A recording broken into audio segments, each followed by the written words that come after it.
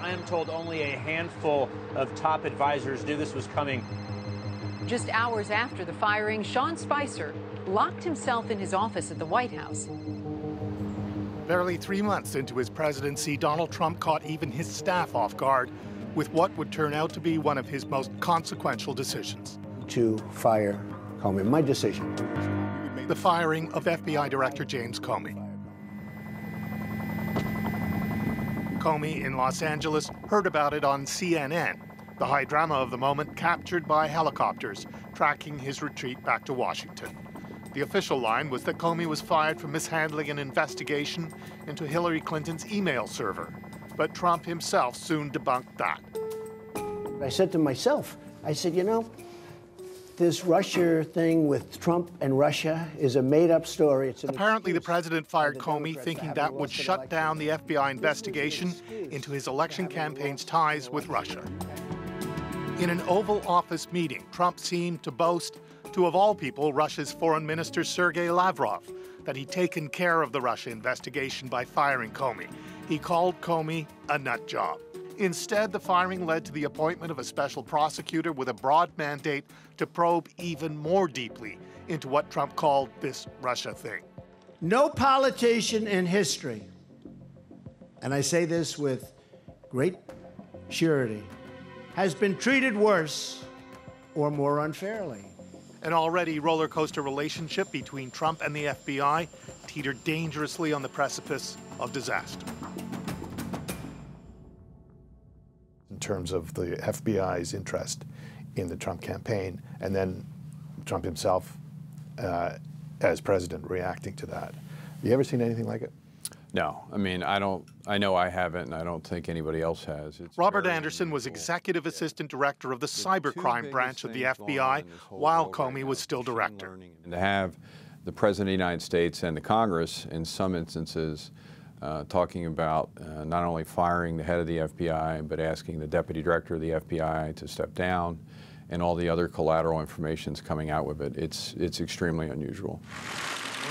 Anderson admires Comey, but he's the first to admit that the FBI under Comey's leadership had already strayed into the risky territory of politics long before Trump became president. I can tell you Jim Comey's one of the sharpest guys I've ever met, and he's a good man. I think, and I don't know exactly why he made the statements he did in public.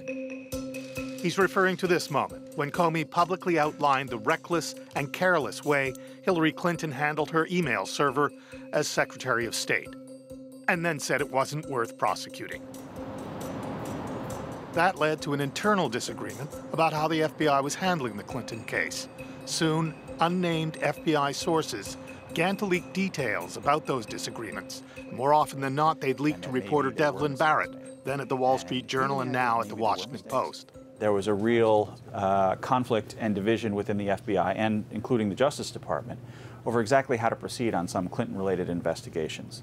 And that occurred in 2016 and became more and more frustrating as you get into August of 2016. And I think a lot of the fights and disagreements and, frankly, problems and challenges that the FBI is facing now grow out of that time period. What never leaked was that the FBI was also investigating the Trump campaign and its ties to Russia. I do remember having conversations with people, even within law enforcement, who were frustrated back in, let's say, late 2016, where people would say, you know, it's driving me crazy because, you know, we're telling the FBI, don't talk about either of these cases. Don't talk about Clinton, don't talk about Trump, don't talk about them. And they seem to follow our advice on one and not follow our advice on the other, and that's very frustrating. And that was definitely a sentiment expressed by some folks in law enforcement back at that time. It's widely accepted that when the FBI reopened its Clinton email investigation just 10 days before the election, that decision helped Trump win the presidency.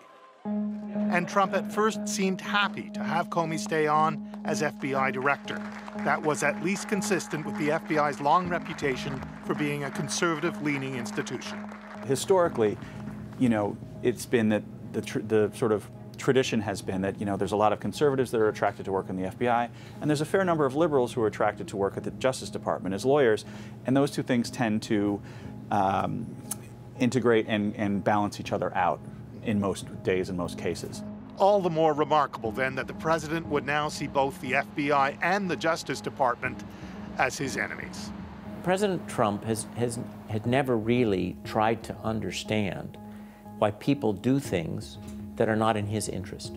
Historian Timothy Neftali says that attacking the FBI dovetails with the president's claims that entrenched interests and institutions in Washington are out to get him. It fits with the narrative that he sold throughout the campaign. Now, I'm not suggesting he sold it knowing that the FBI and ultimately a special prosecutor, a special counsel, would be a problem for him. But it fit neatly. He was able to dovetail his basic message with this attack on the institutions that were asking questions that made him uncomfortable. For most of his presidency, Trump's Twitter feed has been littered with disparagements of the FBI and Justice Department officials, including sometimes his own Attorney General, Jeff Sessions.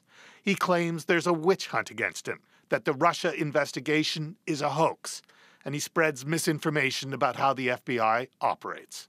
Yeah, that bugs me, and I think it bugs most people that have either worked in the organization or in law enforcement. I don't think he has a true picture of Vladimir Putin. I would hope that General Kelly and others can help influence that. But make no bones about it, Vladimir Putin and the Russian machine are not friends of the U.S., especially when it comes to counterintelligence and espionage activities. Not at all. Trump has upset the traditional left-right split, where the left is critical of the FBI and the right is critical of the Justice Department. Trump is critical of both. He has made clear that it's about him and his family. It is not about justice and about national security. And that's very troubling and is problematic for the American system. And that has put the country in the once unimaginable circumstance that its president is demonstrably more hostile to the actions of the FBI and the Justice Department than to their documentation of Russian efforts to undermine American democracy. Keith Bogue, CBC News, Washington.